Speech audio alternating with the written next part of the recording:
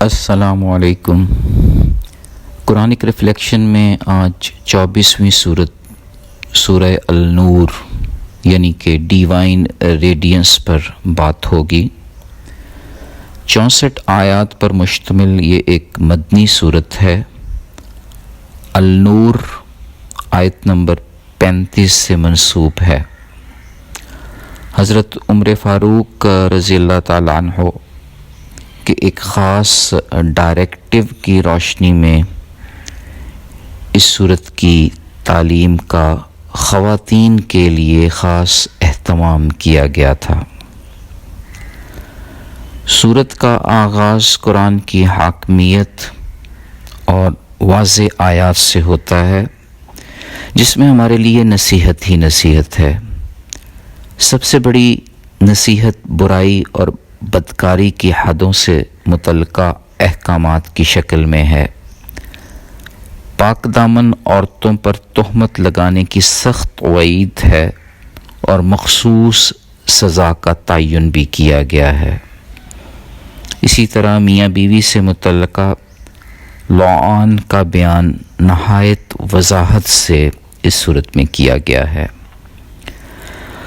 حضرت عائشہ رضی اللہ تعالیٰ عنہ جیسی باوقار اور پاک دامن امت کی ماں پر بہتان باندھنے والوں کے لیے سخت عذاب کی طرف اشارہ کر کے ہمیں بھی یہ تعلیم دی جا رہی ہے کہ اس طرح کے مکروہ اور منافقانہ گناہ سے بچا جائے اور خواتین کی عزت و ناموس قائم کی جائے۔ بغیر علم کے، بغیر جانچے ہوئے کوئی بات ادھر ادھر کر دینا رب کے غضب کو دعوت دینے کے مترادف ہے، اور یہ کہ مومنین پر الزام تراشی کرنے والوں کے لیے دنیا اور آخرت دونوں میں عذاب اناؤنس کر کے عورت کے وقار کو بلند کیا جا رہا ہے۔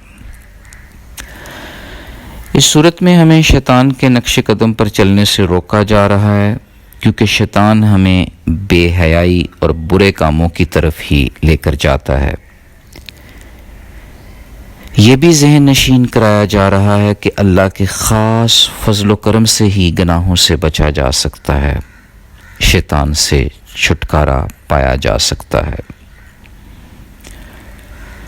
اس صورت میں یہ حقیقت بھی واضح ہو گئی کہ پاک مرد پاک عورتوں کے لیے ہیں اور پاک عورتیں پاک مردوں کے لائق ہیں۔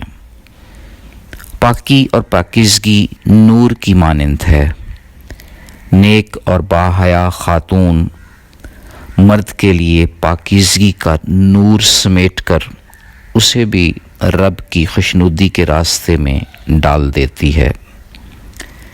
اسی طرح مرد کی موڈیسٹی ایک پاکیزہ معاشرے کی بنیاد رکھتی ہے۔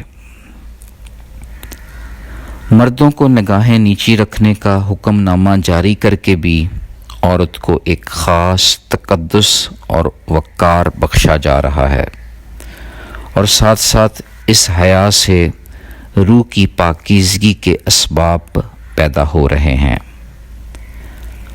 حافظ ابن قیم فرماتے ہیں کہ نگاہ نیچی رکھنے سے اللہ کے فرمان کی اطاعت کے ساتھ ساتھ اللہ سے محبت بڑھتی ہے، دل فرحت اور نور حاصل کرتا ہے، اور عقل و فراست میں اضافہ ہوتا ہے۔ اس صورت میں ہمیں بہت سارے آداب بھی سکھائے جا رہے ہیں، جس میں ایک دوسرے کے گھر میں داخل ہونے سے پہلے اجازت لینا، اور اس کے ساتھ ساتھ مجلس کے آداب، تجارت اور خرید و فروخت کے آداب کے ساتھ ساتھ مساجد کے احترام کا بھی حکم ہے۔ سورہ نور یہ راز بھی کھول رہی ہے کہ زمین و آسمان کی ساری مخلوقات اللہ تعالیٰ کی تسبیح میں مشغول ہیں۔ ہر ایک کی نماز اور تسبیح کا ایک نرالا طریقہ ہے، جو ہمیں شرم بھی دلا رہا ہے، ہمارے اندر یہ احساس بھی پیدا کر رہا ہے کہ ہم بھی صلاۃ اور ذکر کی طرف متوجہ رہیں، اور اللہ پاک ایسے نیک لوگوں کو ہی زمین کا وارث بناتے ہیں، ان کے لیے بڑے بڑے عہدوں کا تعین کرتے ہیں۔ اللہ ایسے ہی لوگوں کو خاص مقاصد کے لیے چن لیتے ہیں، زمین کی خلافت عطا فرماتے ہیں، ان کے توسط سے لوگوں کے دلوں کی دنیا بدل دیتے ہیں۔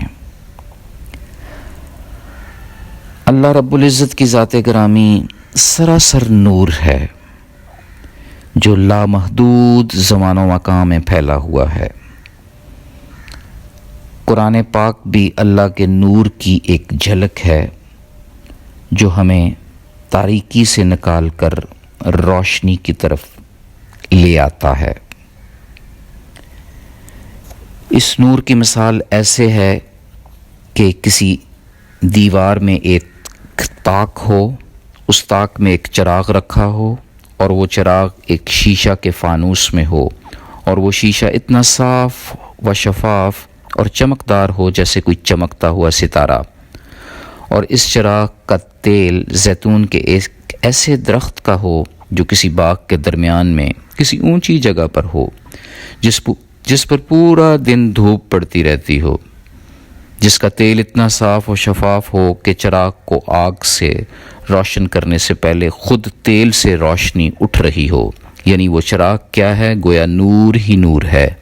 اسی طرح اللہ تعالیٰ کا نور اس سے بھی زیادہ روشن ہے۔ اللہ رب العزت کے علمی نور کی 114 تہیں ہیں، جس شخص پر بھی جتنی بھرتیں کھلتی جاتی ہیں اتنا ہی وہ ایمان کا نور سمیٹتا ہے۔ حیا بھی نور ہی کی ایک قسم ہے، جو مرد میں آ جائے تو شیطانیت دفن ہو جاتی ہے، عورت میں سمو جائے تو آسمانوں سے رب کی رحمتوں کا نور برستا ہے۔ آئیں ہم سب مل کر نماز قائم کریں، زکوٰۃ ادا کریں، اللہ اور اس کے پیارے پیغمبر کی اطاعت کر کے ہر قسم کے ڈیوائن ریڈینس یعنی نور ربانی کے لیے کوالیفائی کر جائیں۔ سچی اور سچی ایمانی قوت کا نور یقیناً ہمیں دونوں جہانوں میں سرخرو کرے گا۔ فی امان اللہ، اللہ حافظ۔